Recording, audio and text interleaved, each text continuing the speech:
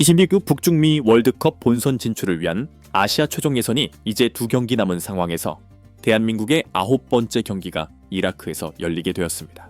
낮 기온이 40도가 훌쩍 넘는 이라크 바스라에서 경기하게 되는데 현지 기준으로도 밤 9시가 넘는 시간에 경기를 하게 됩니다. 그나마 경기 시작 시점의 기온이 31도입니다. 습도는 거의 없기 때문에 경기를 하기에는 큰 문제는 없습니다. 한국은 B조에서 2위 위로 내려앉은 상황입니다.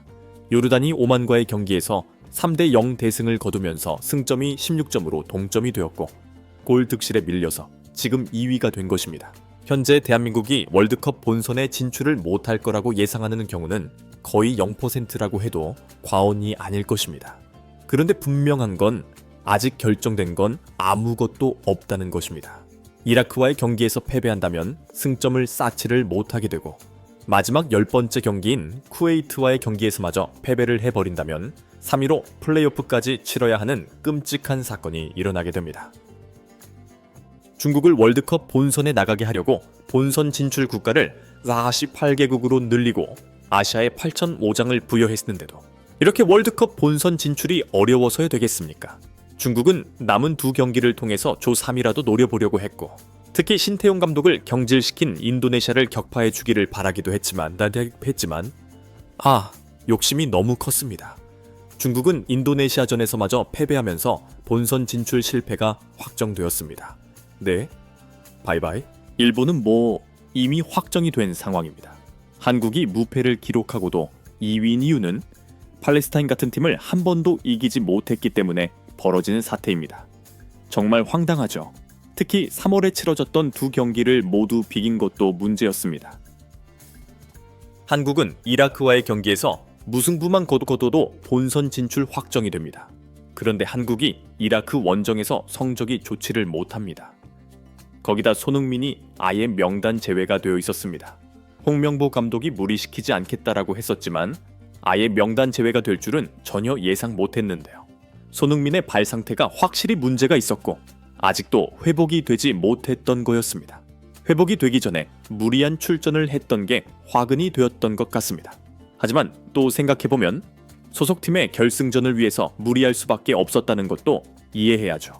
손흥민은 부상이지만 그래도 팀에 합류하면서 캡틴으로서의 책임을 다하고 있었습니다. 한국은 조현우 골키퍼, 서령우, 조유민, 권경원, 이태석, 박용우, 황인범, 이재성, 이강인, 오세훈, 황희찬이 선발 출전하게 되었습니다. 한국은 손흥민뿐만 아니라 김민재까지 출전할 수 없다는 것도 매우 아쉬운 상황이죠. 김민재는 부상 중에도 뮌헨팀에 충성했는데 오히려 비난을 당하는 황당한 상황이고 클럽 월드컵도 출전할 수 없을 정도의 상황입니다. 그리고 황희찬이 선발 출전인 게 좀 의아했는데 아니 소속팀에서 완전 외면당하면서 거의 3개월 만에 경기 출전하는 건데도 홍명보 감독은 황희찬을 선발 출전시켰습니다. 이라크의 홈 경기장은 12년 전에 지어진 최신 경기장이라서 오히려 월드컵 본선 실전 경기라고 해도 되겠더라고요. 경기 초반 이라크는 한국을 몰아붙이려고 매우 적극적으로 임했습니다. 아니 어디가 더 강팀인 건지 모르겠더라고요. 한국은 여전히 패스가 느슨하기도 하고 자주 끊기면서 갈 길이 좀 멀어 보였습니다. 5분쯤부터는 한국의 점유율이 점점 높아졌지만 볼이 이강인에게 많이 갈수록 좋은 경기가 될 것이라고 봤는데 오른쪽보다 왼쪽에 더 치중되었습니다. 문제는 황희찬이 진짜 너무 투박하다는 거죠. 왜 황희찬이 선발인지 이해 안 갈 정도였습니다. 스피드마저도 밀렸습니다. 한국은 별다른 공격이 없다가 26분에 변수가 발생합니다. 이라크 공격수가 조유민과의 경합 중에 발을 높이 들었고 조유민의 얼굴을 긁어버리면서 경고를 받게 되었습니다. 그런데 VAR이 가동되면서 퇴장을 주었습니다. 조유민이 얼굴이 긁히면서 피까지 흘렸고 누가 봐도 선수를 위협하는 장면이었기 때문에 정당한 퇴장이었습니다. 이렇게 되면 한국이 원하는 최소 무승부가 매우 가까워진 거죠. 한국은 무승부만 거둬도 본선 진출 확정입니다. 이라크로서는 이 경기 못 이긴다고 해서 비참할 것도 없습니다. 플레이오프로 개고생 심하게 해서 40년 만에 월드컵 본선에 진출도 가능할 수 있는 안 할 수 있는 저력이 있는 팀입니다. 이라크가 한국에게 수적 열세의 기회를 주고 나서부터 득점 찬스가 생기게 되었습니다. 골이단 하는 순간 골이 아닌 거예요.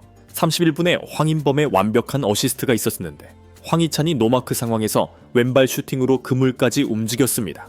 그래서 골을 넣고 세리머니를 안 한 건 줄 알았는데 아니었습니다. 골대 옆으로 슈팅을 한 겁니다. 30분에 내는 프리킥 상황에서 이강인의 감아차는 크로스가 완벽하게 배달이 되었고 국대 헤더 에이스 이재성에게 찬스가 왔는데 골대를 맞고 튕겨져 나와 버렸습니다. 정말 아쉬웠죠.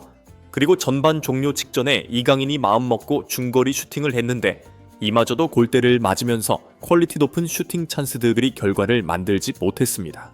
박용우의 중거리 슛도 뭐 나쁘진 않았는데 골키퍼 정면으로 찬 걸 잘 찼다고 하긴 좀 그렇잖아요.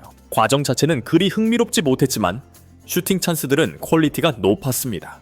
한 골이라도 나왔다면 달랐겠죠. 기억해야 할 것은 한국은 지금 10명과 싸우는데도 한 골도 못 넣었다는 거. 네, 질책받아 마땅하죠. 홍명보 감독은 후반전에 경고를 받았던 박용우를 빼고 K리그에서 좋은 활약을 하고 있는 김진규를 투입시켰습니다. 이라크가 더 많이 뛰었기 때문에 체력적으로 더 불리한 상황이죠. 김진규는 3년 만에 국가대표 발탁이었는데 홍명보 감독이 뭔가를 봤나 봅니다. 경기는 한국이 완전히 주도했습니다. 너무 당연한 말이죠. 김진규가 들어오고 중앙에서 패스 플레이가 제대로 이루어지면서 이라크를 더욱 힘들게 했습니다. 경기는 점점 황희찬 쪽은 활용도가 거의 없었습니다. 후반 15분까지도 골리앗 상황. 사실 이라크 입장에서는 무승부나 패배나 별로 달라질 게 없습니다. 승리만이 그나마 2위에 오를 수도 있는 기회를 얻는 거였죠. 그래서 지키는 게 아닌 사력을 다한 이라크였습니다. 홍명보 감독은 후반 15분에 선수들을 교체했습니다.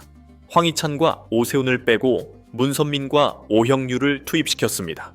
얼마 안 돼 한국에게 기회가 왔는데 황인범의 슈팅이 골키퍼의 선방에 막혔고 세컨드 볼 상황에서 오형유도 욕심을 내서 슈팅을 시도했습니다.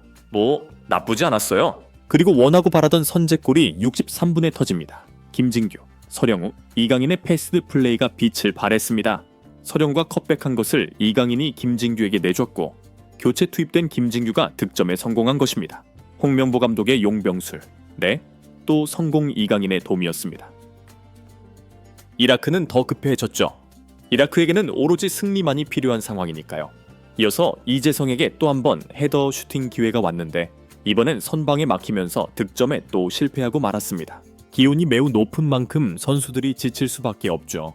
김진규의 활약은 계속 돋보였습니다. 뭐죠? 박용우 없어도 되겠던데요? 네. 보석을 찾은 느낌이었습니다. 김진규의 시야 좋은 패스로 황인범이 박스 안에서 골 찬스가 왔는데 너무 강하게 차려다가 높이 뜨고 말았습니다. 82분, 한국의 두 번째 골이 터집니다. 황인범이 중앙에서 페에노르트의 에이스다운 능력을 유감없이 발휘하는 턴과 함께 곧바로 스루 패스를 연결했고 이를 교체로 투입된 오형유가 마무리 지으며 쐐기골을 터뜨렸습니다.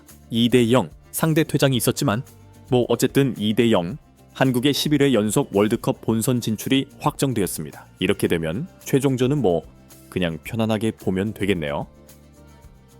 이라크 팬들의 응원이 매우 격하다 보니까 괜히 겁이 나더라고요. 이라크 팬들은 열받은 상황인데 이라크 한 팬이 경기장에 난입해서 경기까지 끊어먹고 관중들이 노려보는데 그 친구 진짜 매장당할 수 있겠더라고요. 월드컵 최종 예선이 뭔가 좀 싱거운데요. 자, 여러분 한국 월드컵 본선 진출 확정됐습니다.